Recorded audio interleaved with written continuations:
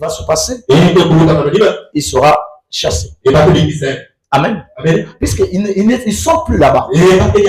Si vous lisez par exemple, dans le livre de Nombre 17, verset 3 à 10, quand il y a eu des problèmes entre Moïse et les autres, et les Aaron, et les autres, tous là, quand ils s'opposaient contre Moïse, qu'est-ce qu'on a dit? Chaque personne devait prendre une verge sec, un arbre sec. Mais quand il va rentrer dans la présence de Dieu, on va voir cet arbre qui va prendre vie. Donc, dès qu'on prenait cet arbre, on a pris les arbres tous. On a mis dans le lieu très saint, devant la gloire de la Shekinah. La verge d'Aaron a fait sortir des branches, a fait sortir des fruits. C'est pour dire quoi? Dans la présence de l'arbre de vie, vous devenez un être vivant, un être éternel. Amen. Mais non, regardez, puisqu'on les a chassés, mais cet endroit, ils n'avaient plus le droit qu'ils avaient auparavant. Ils ont perdu l'autorité. Ils ont perdu ce qu'ils avaient. Ils ont tout perdu. J'aimerais que vous compreniez ça. La vie éternelle, d'après la manière dont les gens ont écrit cela, le mot vie éternelle, selon le grec, vu que l'Ancien Testament est en hébreu, le mot en grec, on dit en grec, Zoé, pour parler de la vie éternelle. Zoé. Que veut dire le mot Zoé? Zoé veut dire la vie même de Dieu. La vie même de Dieu. Donc la vie éternelle, ce n'est pas une vie imaginée. C'est une vie qui appartient à Dieu lui-même. C'est ce qui est en Dieu. C'est ça qu'on appelle la vie éternelle. Parce que Dieu est éternel. Amen. Dieu est éternel et sa vie est éternelle. Maintenant, l'homme n'avait plus accès à l'arbre de vie. Il avait perdu le titre de propriété. Je prends l'exemple. Il y a une parcelle là. Dans votre parcelle, si les papiers, vous n'avez plus les papiers dans les mains, n'importe qui peut prendre la parcelle, il met sa maison. Et tu vas te demander que non, ça c'est ma maison. Lui aussi va dire que non, c'est pas ta maison, c'est ma maison. Ça c'est la maison. La maison. Quand on va appeler l'arbitre, quelqu'un qui va venir arranger la situation, quand ils vont venir, qu'est-ce qui ne va pas? Alors nous avons des ennuis avec monsieur Intel. Vous avez des ennuis? Oh oui, qu'est-ce qui ne va pas? Il a pris ma parcelle. Ta parcelle.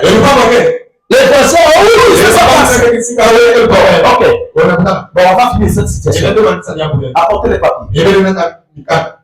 Maintenant, vu que tu n'as pas de papiers, tu n'auras pas l'autorité. Tu n'auras pas la force de droit.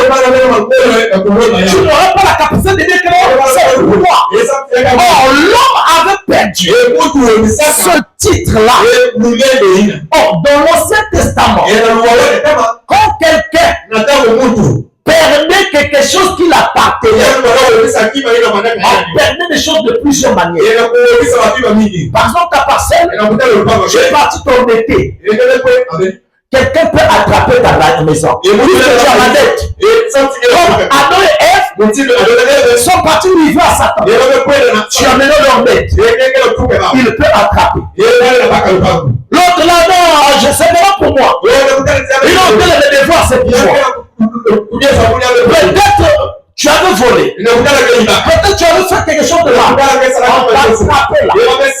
Mais d'après la loi, il faudrait qu'il y ait un goël. En hébreu, on appelle le goël. Ça veut dire quoi le goël? l'appelait le rédempteur. Amen, amen, amen. Rédempteur. Rédempteur veut dire quoi? On appelle encore le racheteur. Racheteur. On appelle encore le défenseur. On appelle le Goé. C'est lui qui était le Goé. C'est lui qui avait la possibilité de réclamer quelque chose de sa famille. Regardez, lisons cela dans le livre de Lévitique. Non, on prend le livre de Lévitique. Prenez avec moi Lévitique 25, verset 25. Nous avons le livre de Genèse, Exode, Lévitique. Lévitique, on va prendre Lévitique 25, le verset 25. Lévitique 25, verset 25.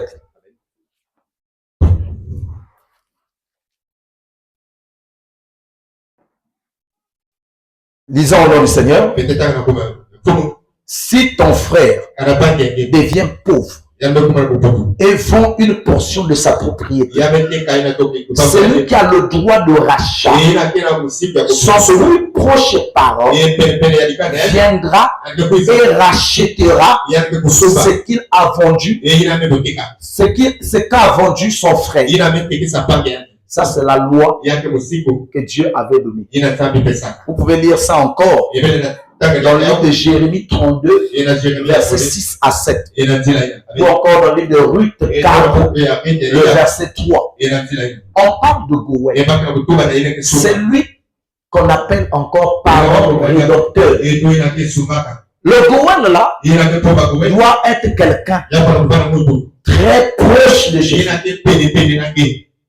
Même quand quelqu'un décède, pour réclamer le bien, on doit chercher quelqu'un plus proche de la famille.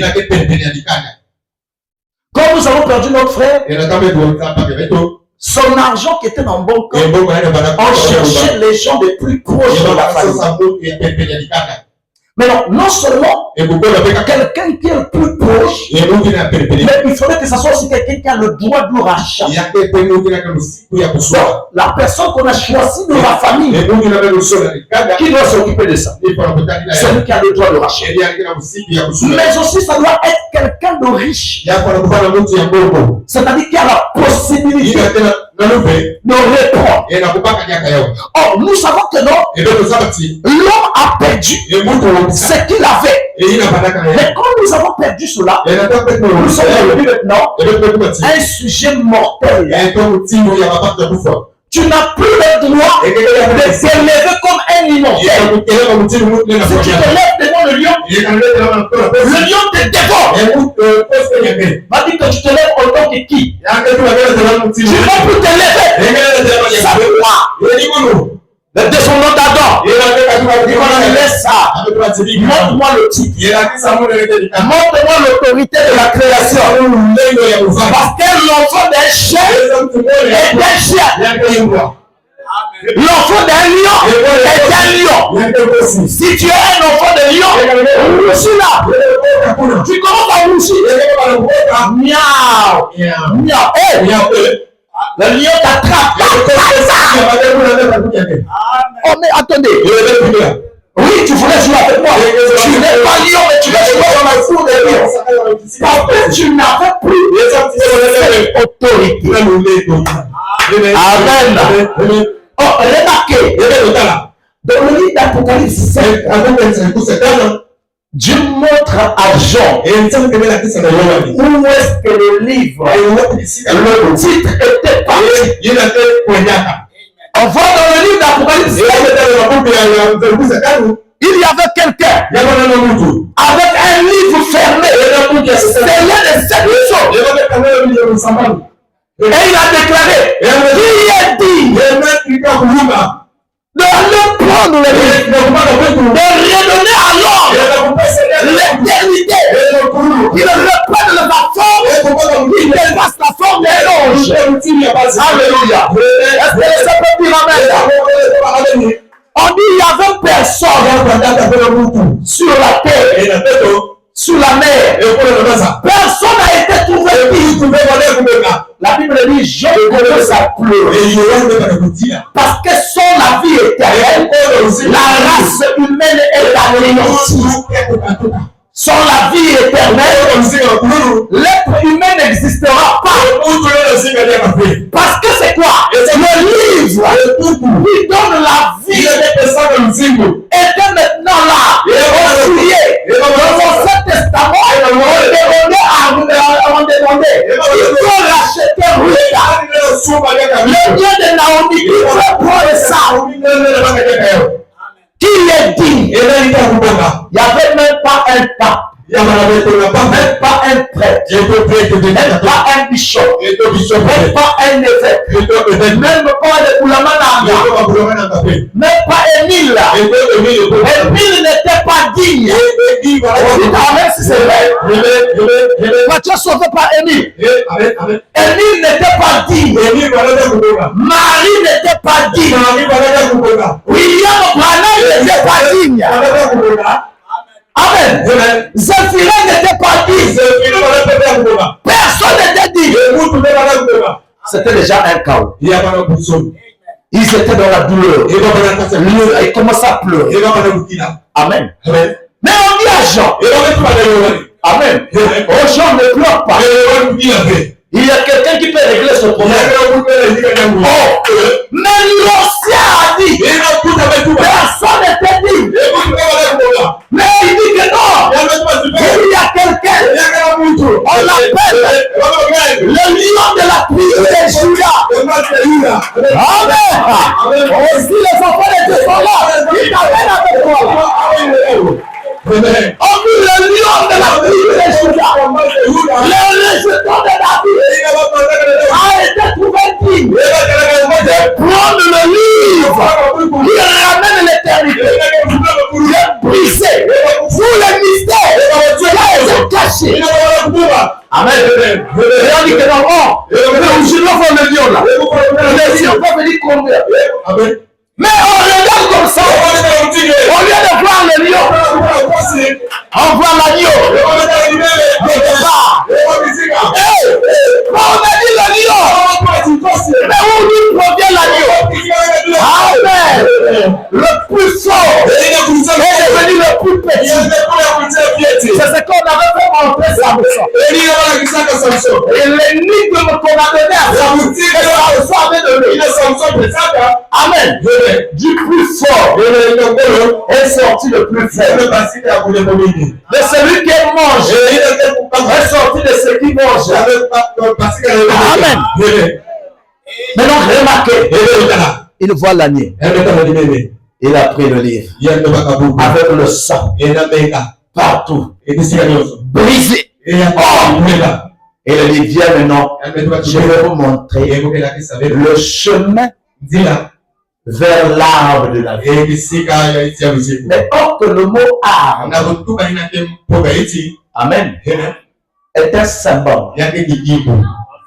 Dans le livre de Nombre 24, le verset 7, comme Balaam décrivait Israël, il les considère comme les plantes d'anneau. Dans le livre de Matthieu 3, le verset 10, ou encore dans Luc 3, le verset 9, on dit la cognée est déjà mis à la racine de l'arbre. Que chaque arbre qui ne produit pas le bon fruit sera coupé et jeté au feu. Oh, mais quel est cet arbre? La Bible dit dans le livre des Psaumes, heureux l'homme qui ne marche pas selon les conseils des méchants, qui ne s'arrête pas dans les voies des pécheurs, qui ne s'assied pas en compagnie de voleurs.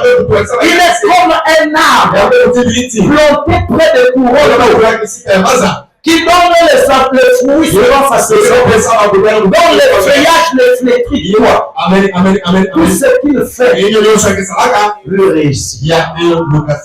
Amen.